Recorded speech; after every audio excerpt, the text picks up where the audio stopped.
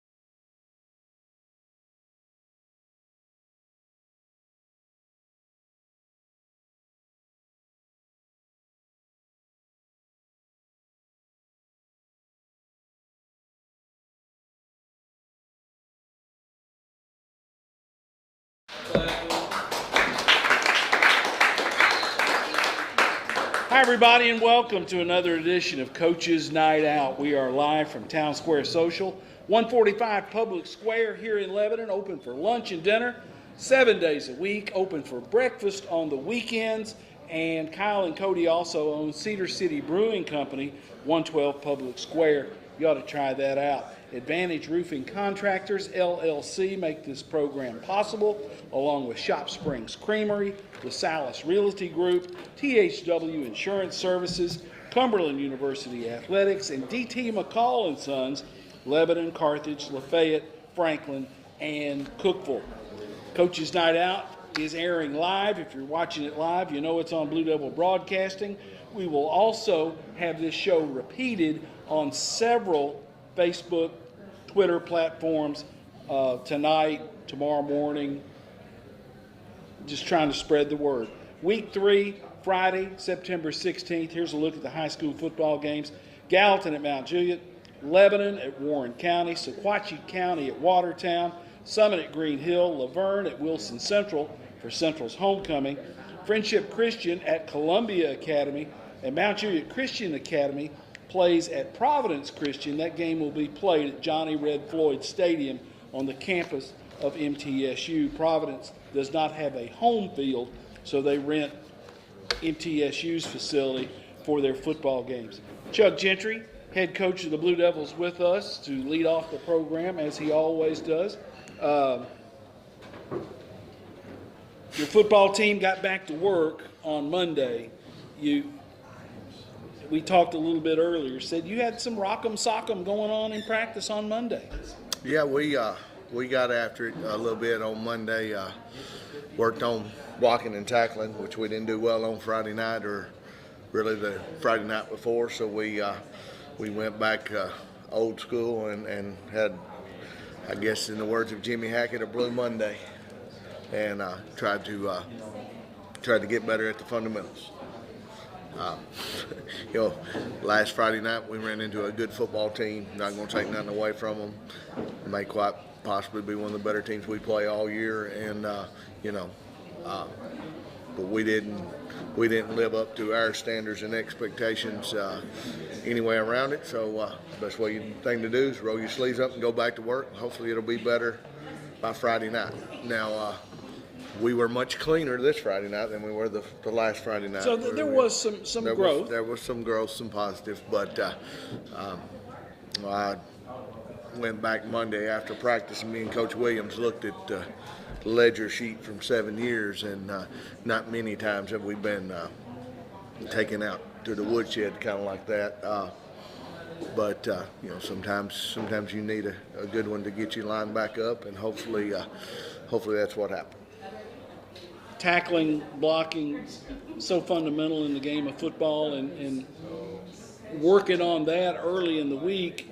You hope there's carryover to this coming Friday night. Well, yeah, I showed them on the film offensively. We are literally one block away, somebody coming off a block several times, and defensively, I'll give them credit. You got a 6'4", 225-pound quarterback that's running the ball hard and downhill, and we got a 145-pound, 5'8" safety tackling him. And I've done a little schooling in my life, and the math doesn't work. The math ain't mathing.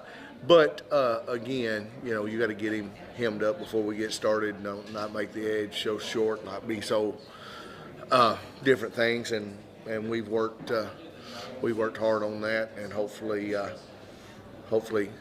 know this week there will not be a Division I quarterback taking snaps, so hopefully that in itself makes us a little better.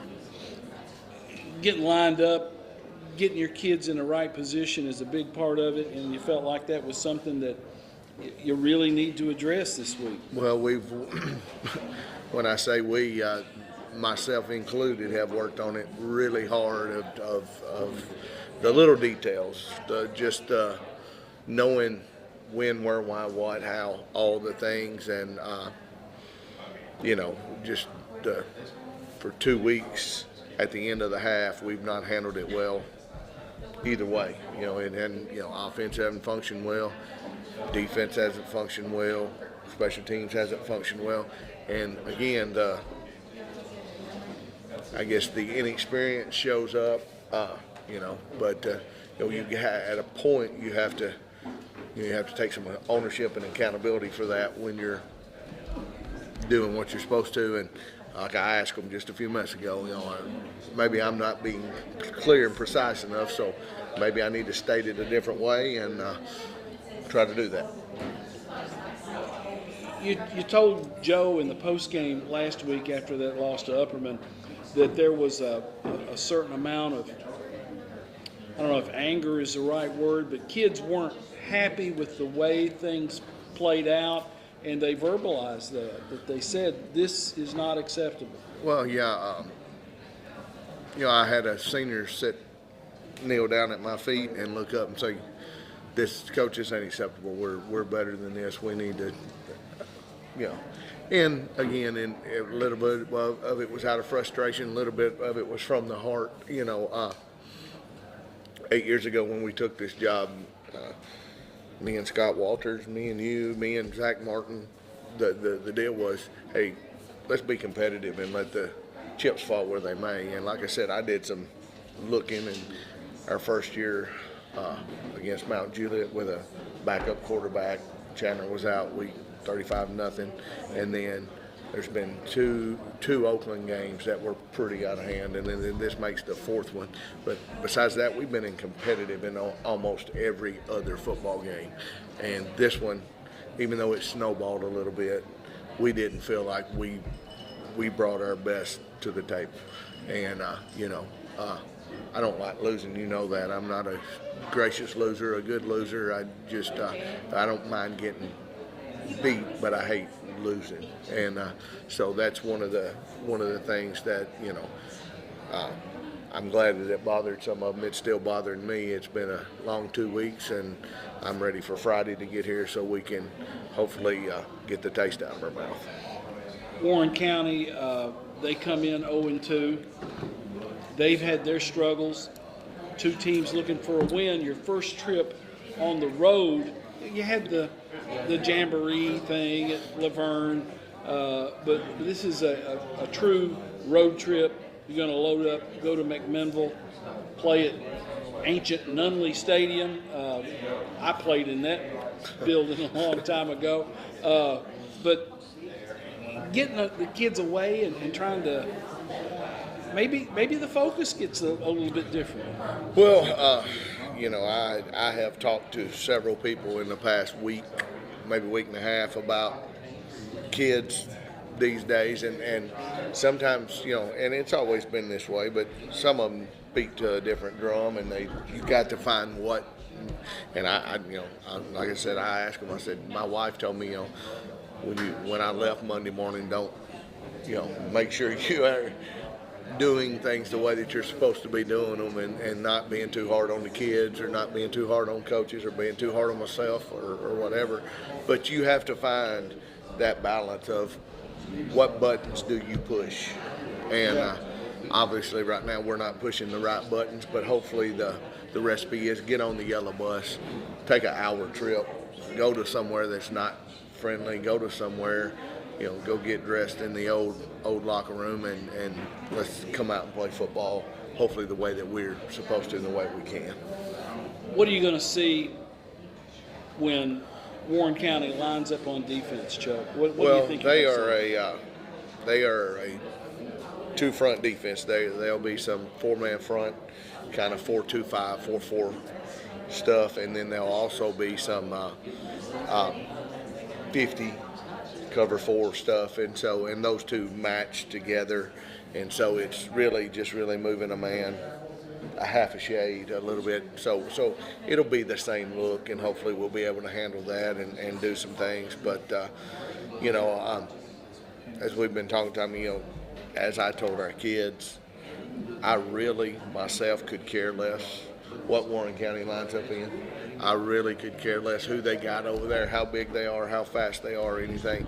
I want to see us play like a football team that knows what we're doing. We're efficient. We're in and out of the huddle. We're taking care of the ball. We're blocking people.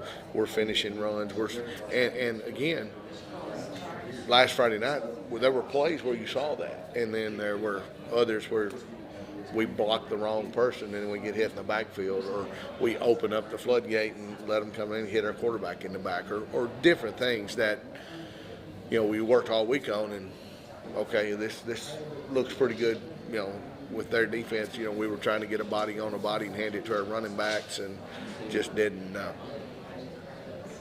do it the way we wanted to. And then I want to line up on defense, make sure we're lined up, fly around, gang tackle, make them cough up the football, take the football away, don't get the ball thrown over our heads. The little things that we talk about and we practice and we pride ourselves on, and this is who we are, which, for 7 years had been decent, and it I know everybody that cares about Lebanon football, well, what's going on? Well, I promise you, we're working to trying to get it fixed. Not happy about it, and hopefully these 2 games will set us up to be better later. And we've talked about this many times before. It's seldom about the team on the other sideline.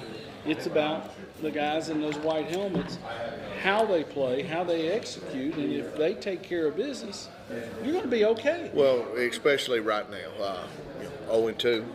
I don't think anybody would have scripted it out, let's start 0-2. But like I told them, those two really don't matter.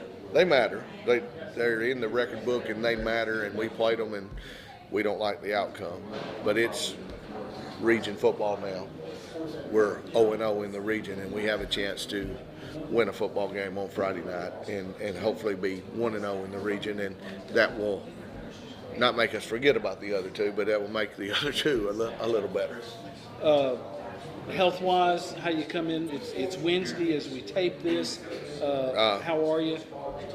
We got some bangs and bruises, but nothing, knock on wood, nothing major.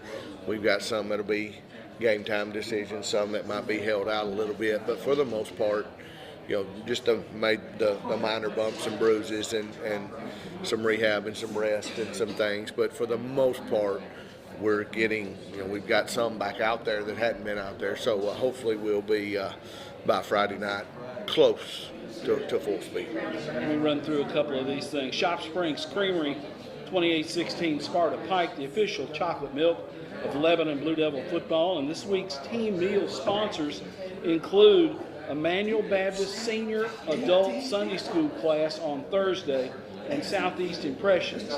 They'll feed the freshmen and the varsity on Thursday. And then on Friday, Shoney's here in Lebanon at exit 238, K Couch will take care of the meal for the Blue Devils on Friday. The support's there. Folks want to help your football team. Yeah, when you talk to our kids after it's all over, I sit down and talk to the seniors about a month after football's over, and a lot of the things that they say, the best times that they have, minus the Friday night experience, is sitting down with their teammates and listening to people that support them come in and talk to us, or Brother Darren talk to us, and just sit around and fellowship and have a meal together. And I think Thursday night, Brother Darren is not going to be here, but he's sending somebody from his Sunday school class, and he said, well, you're going to have sake. And so those kids it'll be elbows everywhere, and they will be happy with rice, chicken, and yum sauce going everywhere. Chuck, as always, thanks for the visit. We'll talk to you. Best of luck and have a good trip to Warren County. Thank you, Tom. Chuck Gentry, head coach of the Blue Devils, with us here on the first portion of Coach's Night Out, live from Town Square Social. We'll take a little break and we'll be right back.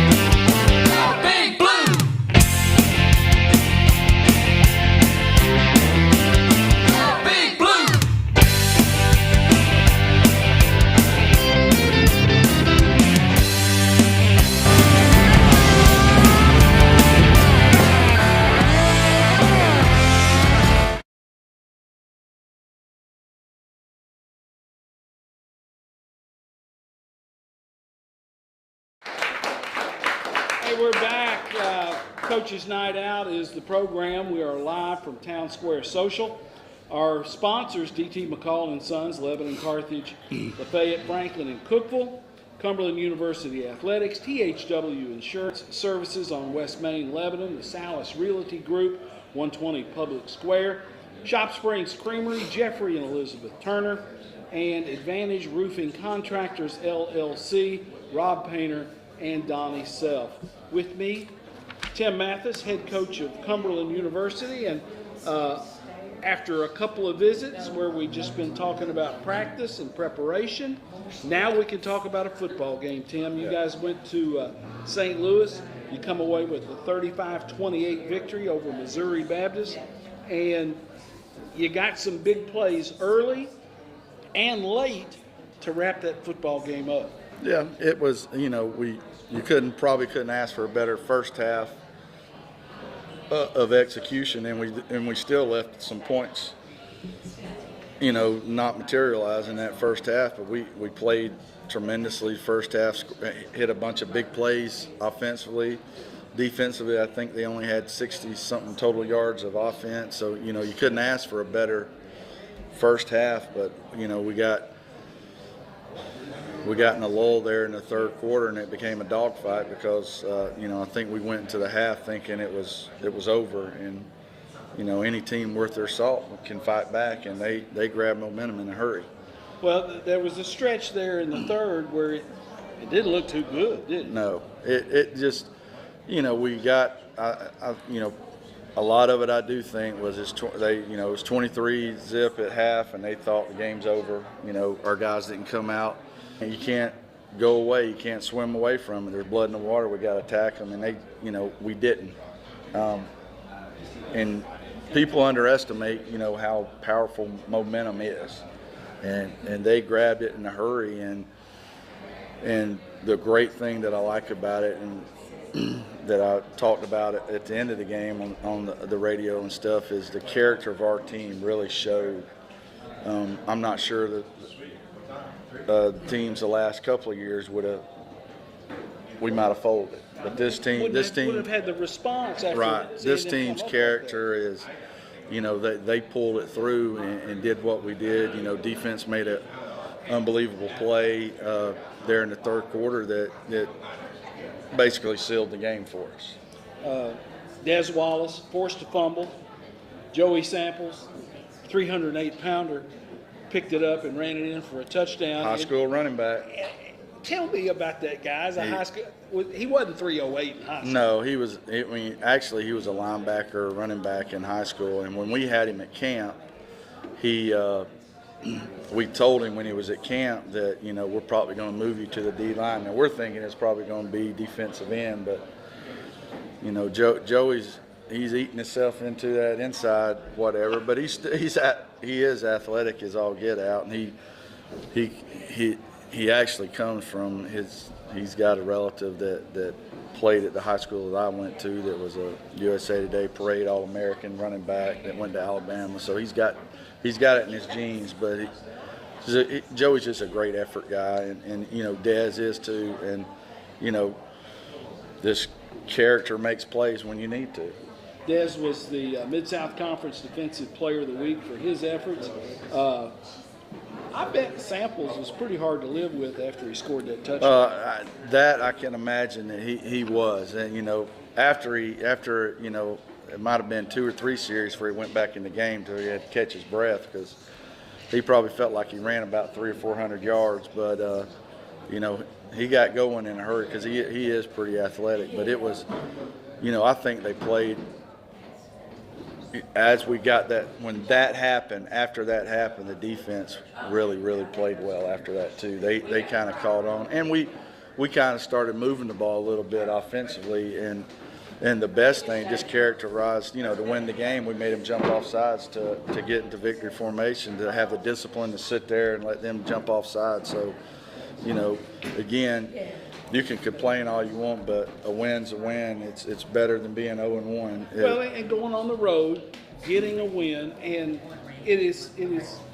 There's a different mindset at this level, Tim, because you have scrimmages, you have inter squad, you have, we'll go work a couple of periods of goal line, something like that. But you don't play against other people until the season starts. Until it starts, and we play a team that we've never played before, and you don't really. We both traded 3 films, and each team picked a film, but you don't know what they're going to do until you get there, and that's in the first half, that's what was so great about it, is because we just executed so well, and we did things that we couldn't do last year. Had big pass plays, we threw the ball pretty well. Even the end of it, when you look at the stats, we were about 50-50 in running game, passing game, which is nice. I mean, you know, going forward, because that's something we wanted to work on. This going into this season was being able to throw the ball like we could run the ball, and you know, we did run the ball really well. It's just, I think there in the third quarter too, we got to do a better job. And as me, offensive line, I gotta rotate my line. I didn't. I got nervous and I didn't do it, and some of our linemen got too tired, and we needed to rotate them, and I've got to do a better job of that. And I told them, regardless, I've already got it in play. We're going to rotate because I think that hurt us. Bryant, the running back who transferred in, broke a long one early. He wound up having a good football game. He did, and that, you know, it kind of shocked.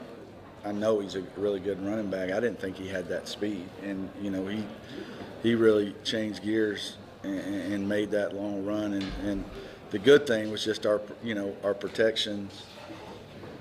Didn't give up a sack in that first half. We're protecting well and doing things, and it's just encouraging for that, you know, because you build off of it, and you know, that's what we did Sunday and Mondays, make all those corrections. That, you know, that there were things we scored 35 points, really didn't play very well in the long run. We did some good things, but you know, you correct those things, and going into a game like we've had this game circled since last year. They came up here last year and embarrassed us, and we're not going to let that happen again. Well, and you can see things against another opponent on film that perhaps you don't see in a scrimmage, or again in 7-on-7 and things like that, and good teaching points, and getting ready for Union, a team Cumberland used to play all the time, Right. and we kind of getting back to playing those guys. Another road game. What do you know about Union and You know, going to Barberville?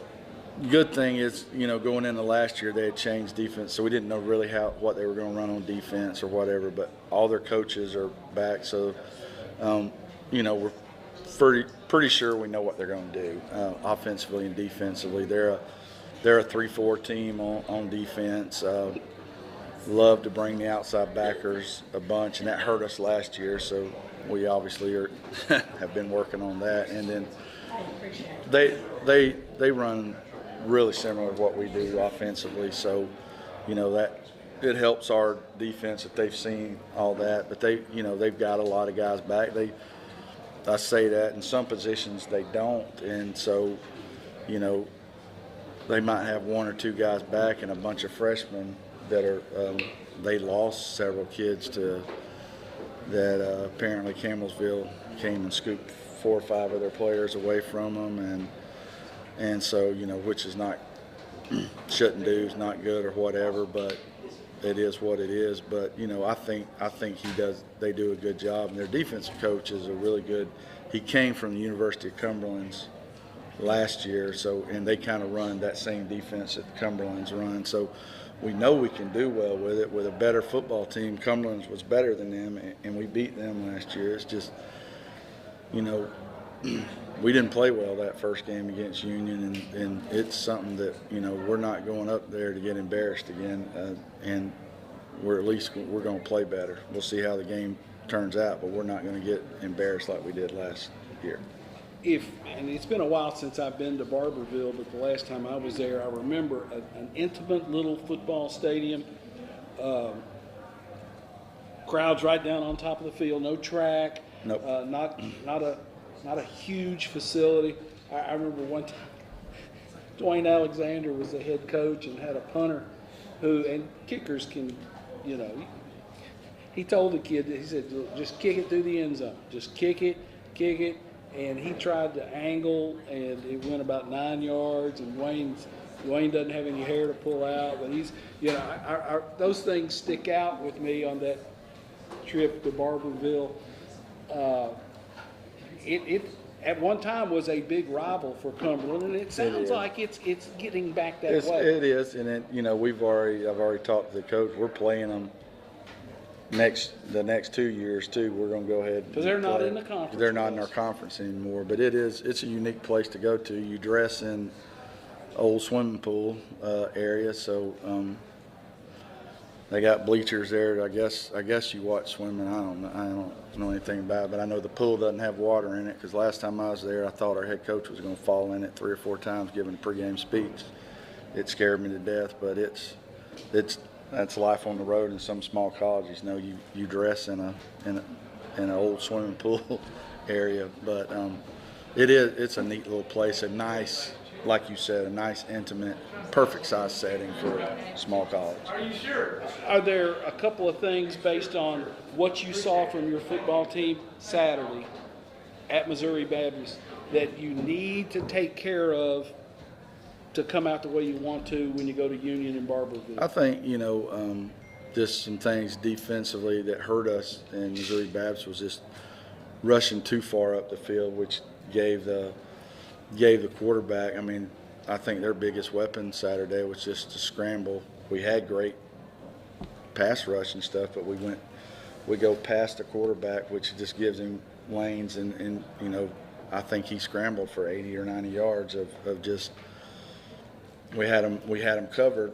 but we got to be disciplined in our pass lanes and stay true to staying in those lanes, so you have gap protection and integrity where a quarterback can't get out or whatever. But just don't give up the big plays on defense. I think for the most part they played pretty good. It was just the containment on pass plays of the quarterback, and then offensively we got to execute it.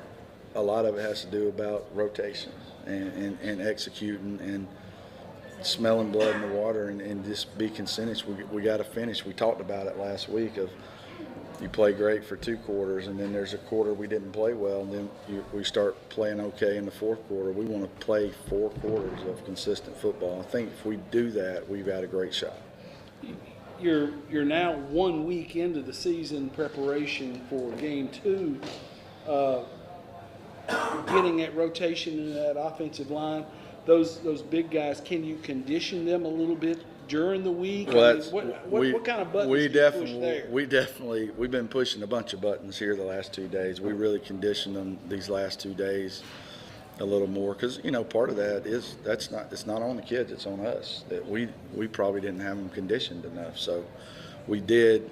You kind of Tuesday and Wednesday you kind of go hard at, so that way they can get their legs back under them come Saturday. But that is part of it. We did need to run them a little more after practice and do some sprints and different things to condition them, because that especially in the heat of it, and it wasn't as hot as it was here last week, but playing on a turf field, the sun came out, they had the old black pellets in there, it got hot in a hurry on that field, and you're expelling a lot more in a game right, than you a do whole in a lot practice. more. But the biggest thing is, especially up front, is we got to rotate a little bit, and we have the guys to do that. It's just a matter of as coaches, we can't get caught up in the game, and you can't get caught up in that momentum and say, well, I can't do anything, be afraid to do anything, because we got guys that are capable of coming in and playing,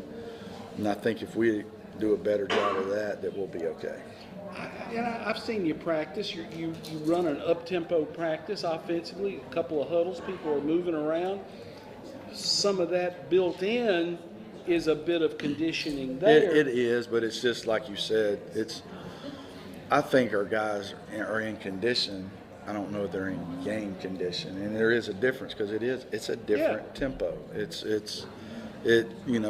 You exert more energy in a game than you do all the others, and it's hard to push that envelope to where you're getting that game condition while you're practicing too.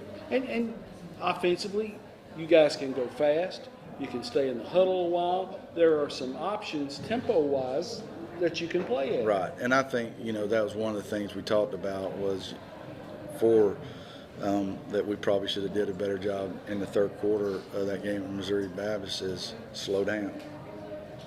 Eat some of the clock. Quit trying to get so many plays in or whatever, because we are winning. It's not, don't get greedy about it, but I think that would have helped the kids too, and we talked about that. And, when we're in that situation again, we'll probably do that a little more. Did you come out of that game at Missouri Baptist fairly healthy? Yeah, we did. That's the good thing about that, I guess, knock on wood, is we didn't have anybody that got hurt during the game that's not going to be in the game this week, and still rehabbing some other guys that hadn't played yet that are going to be getting close to playing and all that. So we're going to have everybody that we had last week for this game as well. New coaching staff for the first game, communication, function, who's doing what? Did that work well for you? I think it worked really well. I think just looking, you start looking at it, and like I said, the couple of times we have talked, I really think we got a really, really good staff that really care about the guys and are very football knowledgeable. So I can't say enough about our guys and how they did, because I think it was fantastic. Best of luck. You got to go back on the road. You go to Barberville to take on Union. They're calling themselves Union Commonwealth now. Yeah, I don't know what that's all. I don't know. It used to be just Union College, the Bulldogs up there at Barberville, which that's the biggest thing in Barberville, I could tell you, is that college. That's about the only thing going on. You can't get there from here, and we got to stay somewhere else to get there. Well, have fun with that, okay? All right. Tim Mathis, head coach at Cumberland. Good talking to you, pal. Thank you. Go Phoenix. We'll be back with more after you hear these words.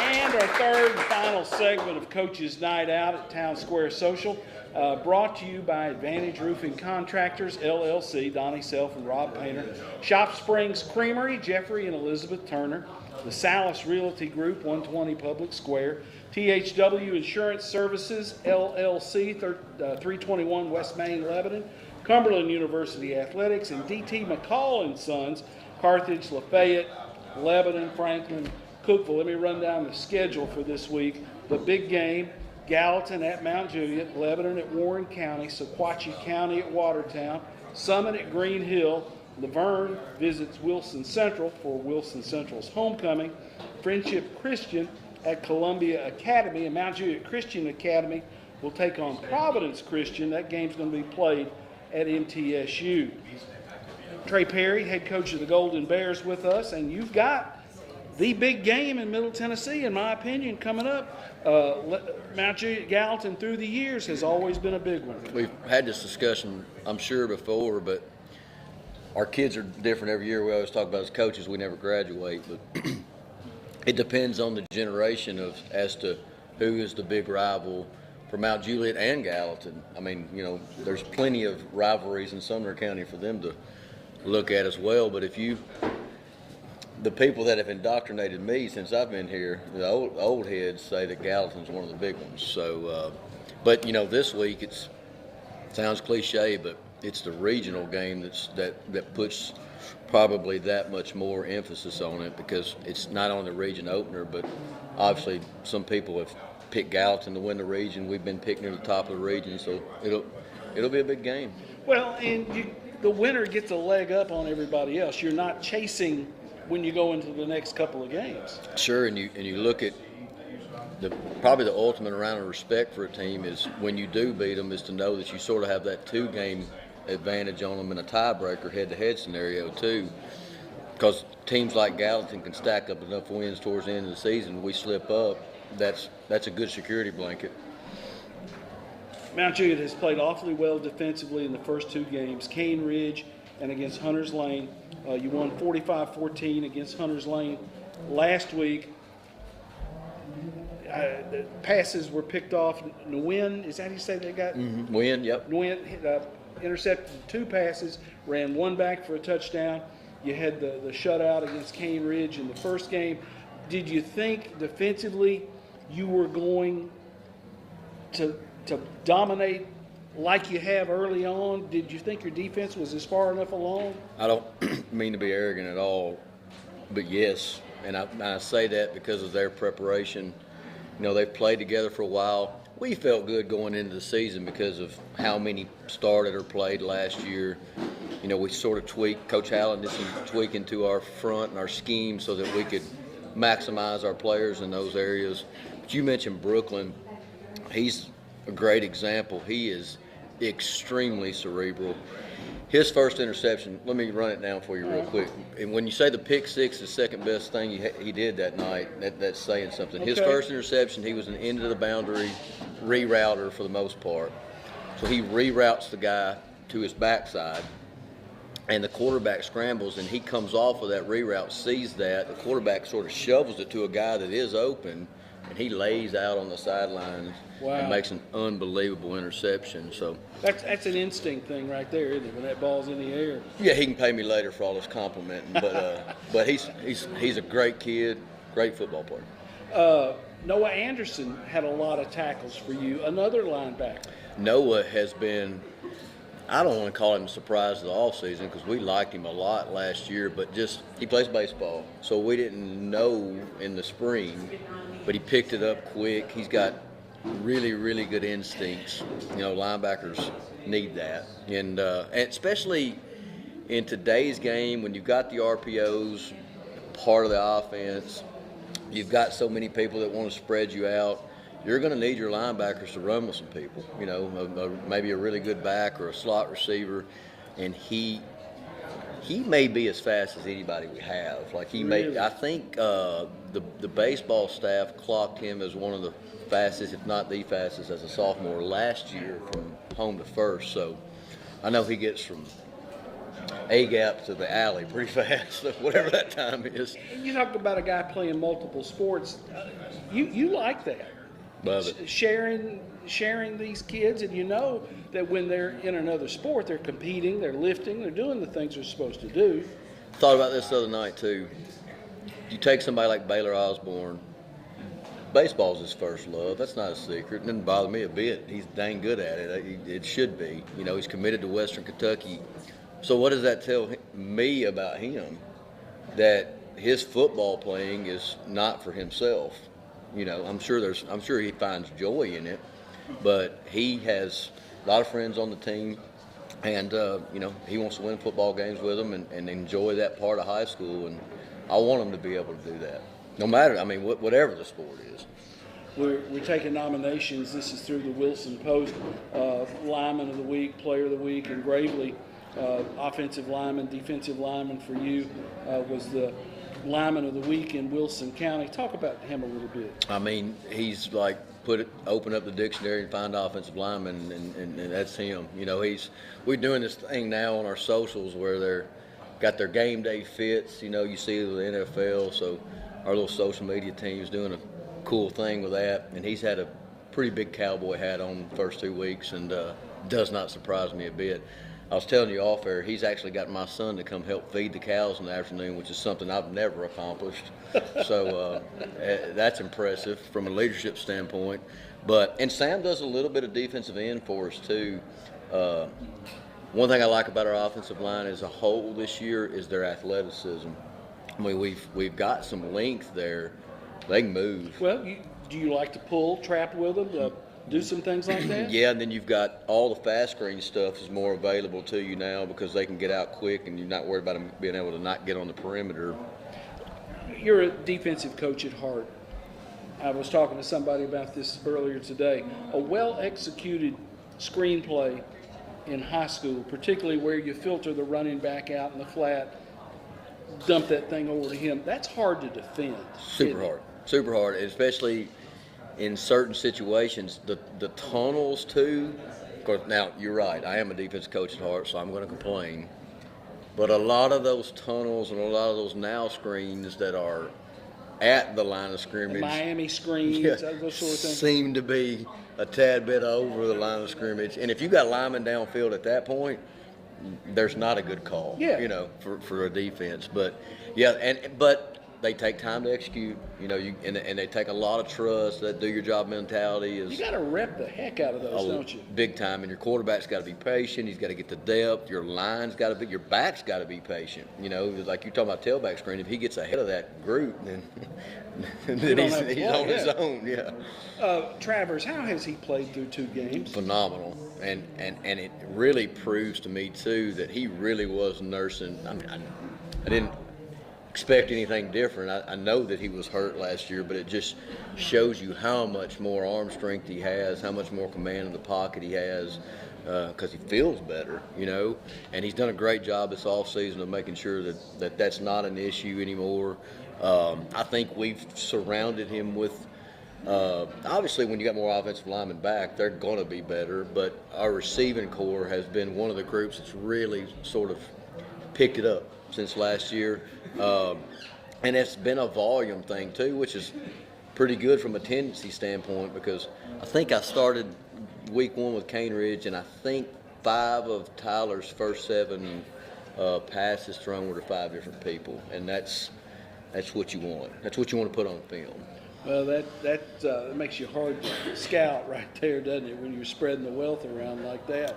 It does, and you know, I heard Engel Martin says this to his quarterback, so Tyler gets a dose of it from me, but he can run. I don't want him to. I think Engel tells him to run out of bounds until November and then run over people. That's fine, but this ain't November. Well, we're talking about quarterbacks. You're going to see a good one with the Stroop kid at Gallatin, who burst onto the scene last year. His dad was a head coach that came from West Tennessee, took over the Gallatin program, and it was 6 or 7 games into the season where he had set several Gallatin single-season passing records because Gallatin never threw the ball much. Right. But he's legit, isn't he? Oh, for sure. And Gallatin does as good a job as I've seen on film with the RPOs that I was mentioning earlier. I mean, honestly, Coach Allen would be mad at me because I don't know the exact percentage, but I would tell you over 70%, and it's probably much higher than that, of their plays have a run-pass option. That takes a cerebral kid. It's not, you know, most of it might be pre-snap in some circumstances. Some of it might be post-snap. But A, it takes guts because you got to stand in that pocket. And B, it's tough to defend because you have to stop the run. That's our identity defensively. But also, we can't commit too many people to it, or he'll pull it out and throw it behind him. So he's good with timing. He gets the ball out quick. He doesn't stay in the pocket very long. He understands that. He'll throw it away if he needs to, let it fight another day. Runs when he needs to. I've seen him be pretty good in the red area running the football. But, I mean, I can't say too many good things about him. I just hope it's not Friday night.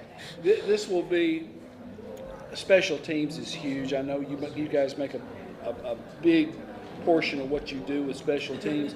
You're going to go against the Kelly kid from Gallatin, who is, like your kicker, one of the best kickers around. He has an explosive leg. Our kickoff return team may get a break. We've seen, in film already, it's not whether it's going to go out of the end zone or not, it's going to go out of the stadium or not. And there's been a couple of those. He's just as effective as a punter. And you're right. I mean, it's pretty special in our region that we've got. I won't call these are not kids. They're men. They've got a howitzer attached to their hip. What are you going to see defensively from Gallatin? They're a 4-2-5. They use their speed well, so their defensive end is going to stand up a lot, and they can shift around from a 31 to a 33 front and a little bit odd front, but it's mainly based out of an even front defense. They'll adjust with their secondary, as most do. They're a closed field coverage team, meaning that they play a lot of cover one, man-free stuff. To me, their corners do a good job what we call top shouldering. And so it's hard to get behind them. A lot of man coverage, they don't care what's going on in the backfield. So if they play their technique correctly, they're always going to, guess wrong, guess long. And I feel like they do a pretty good job, but they do a really good job of that. It seems like I remember last year, I saw him on film against you. I saw him live against Lebanon. They had a free safety, and I don't know if he's still there or not, but he would play center field, and they're playing man under with a free over the top, and that guy would make plays. He ran to the football. I know who you're talking about. Okay. He played in the All-Star game, I think. Yeah. And the guy they've got now is very effective, too. And they actually take that guy and can move him down to linebacker. And we don't know if that's a sub package or there might have been a little bit of ding up or whatever, and brought in another guy that I thought did the job last week against Station Camp. So that tells me that guy roaming the back is not just back there to defend the pass, too. He can come up, probably put. There's a philosophy when you can play some man back there, isn't it? That you feel good about your guys, and you don't worry about scheme. Your front's going to take care of the run game. If you're locked up man, you got him all over the place. It's a two-sided coin because I love man coverage and I like match quarters. It's not a big secret, but the other side, we talk about this all the time at all three levels. Defensive line's hard to do, but second, third level especially. If you're not responsible for somebody, this is the bad side of the coin. You have to be an alert guy for run. Otherwise, people just run route combinations on you all night long and hand off the football, and you've got four people that are not in the scheme. Yeah. So it's a balancing act, but when done right and with pressure, you can do some damage. And quarterbacks who can run a little bit can Right. hurt that. If corners are running out of there, something breaks down. If he can get past that first line, a quarterback could have a good play. And that was a point of emphasis for us this week because I didn't get to talk much about them, but Hunter's Lane's improved 20 seniors starting Really? out of I had 22 no idea. positions. And these are guys we've been seeing too kind of progress. I'm a huge fan of Coach Thomas, but the quarterback broke the pocket some on us the first half. It was good for us though. We had to make a halftime adjustment, and I felt like we settled down some. 2 trips into Metro Nashville to play, and you're finally getting to play a home game. Ought to be a tremendous atmosphere there at Roger Perry Field. We're excited for it, and since we spoke of the field, we were worried, if I'm going to be honest with you. I'm sure most everybody was, with no rain, but we timed all that, Roger Perry timed all that stuff out, and the field's as green as ever, so we're pumped. And sometimes that can be a little bit tricky, knowing when to turn that water on based on the weather forecast. And I bet Roger kind of keeps up with that stuff pretty serious. Oh, big time. And if I'm in charge, he makes me set alarms, make sure that we've had this conversation literally today. So, yeah. Are there a couple of things your football team is going to have to address, going to have to take care of to have a good night against the Green Wave? I would really talk about how they can do a good job on third down, and he doesn't really panic on third down, because if you face a team that throws the football a lot, if you're 1 for 3 for 10 yards, then you're going to move the sticks. So we're going to have to communicate well, between formation adjustments and those kind of things defensively, which I feel good about.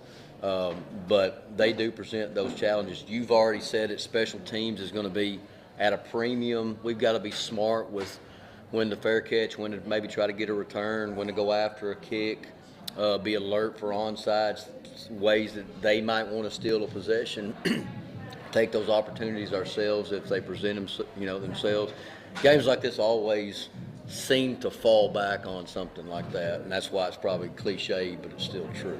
Health-wise, are you okay after 2 weeks? If you'd asked me Friday night, I'd have been nervous, if I'm being real honest with you, but this is a good plug for Dr. Ritchie and James Tapia. Our kids came in too, got the treatment, and ready to play. In a perfect world, are you going to sub a lot on both sides of the football? Is it because we had talked in the preseason, you weren't going to have as many guys playing one way. Right. You were going to try to play some cats both sides of the football. Are you able to sub like you want to? In order to do it right, you got to have great position coaches that are unselfish, which is kind of like you kind of want them to be selfish. Like, I want my offense to want to score points. I want my defense to want to stop people from scoring points. But at the same time, what we call it is position of emphasis. So it's pretty well identified. The kid knows it, position coach knows it, coordinator knows it, I know it.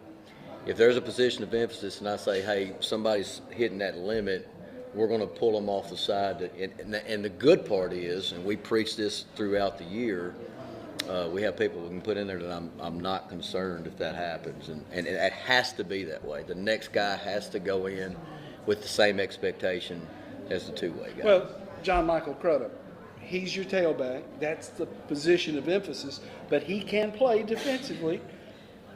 Atticus Fiorita, defensive end, All-State last year. He's a dude on that side of the football, but you can line him up at tight end some too. Right, Carson Slocum's the same way, and the three of them are very similar. They're not going to tell you they're tired. They want to play, but they also understand that they're going to get tired. Gallatin doesn't do a ton of tempo, but they do some. We do. So when you're getting that many reps in, it's impossible to continue to be full speed for that long without a break. What I love about them, though, is they don't want to take that break on special teams. They know that our expectation is if we're going to get breaks, we're going to do it on offense and defense, not on those. It's a different football game today than even if it was 5 years ago because of the tempo, because of the play clock. People want to go quickly, right. and folks who sit up in the stands sometimes, well, when I played, everybody played both ways, and it's dang near tough to do that these days, given the tempo that football teams play at. I saved some of my grade sheets from high school, and that's it's been a while, but it's still, I guess, on the fringe of more modern. We almost double it now. That's how much faster the tempo gets, and and the operation of things too. Even if a team is not a tempo team, they can say a couple words to get in a playoff in 8 to 10 seconds and change that tempo. So you have to redefine kind of what you're looking for too. Like, we have team goals: 5 offense, 5 special teams, 5 defense, and we've had to look at that. Like, one goal could be 60 plays a game on offense, because if I'm getting that kind of rep count, that would have been laughable 20 years ago. 10 maybe in high school for 48 minutes, but it's doable. And if you do it, usually it means you didn't turn the ball over and you finished with your foot on the ball. And you might have punted a couple times, but some of those are going to be extra points too. So, yes, you have to have a different way of thinking. And the defensive guy that gets stubborn about that needs to remember that. Trey, have a good game. I know you will have a dang near sold out facility there on Friday night when Gallatin comes to town. It ought to be a world of fun. We need it. Helmets ain't cheap. Hey, good talking to you, Pat. Thank you. Trey Perry, head coach at Mount Juliet, with us as we wrap up the show tonight from Town Square Social. Thanks for being here with us. And don't forget, get out to the high school stadiums and watch your teams play this week. Gallatin at Mount Juliet, Lebanon at Warren County, Sequatchie County at Watertown, Summit at Green Hill, Laverne at Wilson Central, Friendship at Columbia Academy, and Mount Juliet Christian Academy at Providence. A game's going to be played at MTSU. For all the guys behind the camera, thanks for being with us. I'm Tommy Bryan, and I will talk to you later.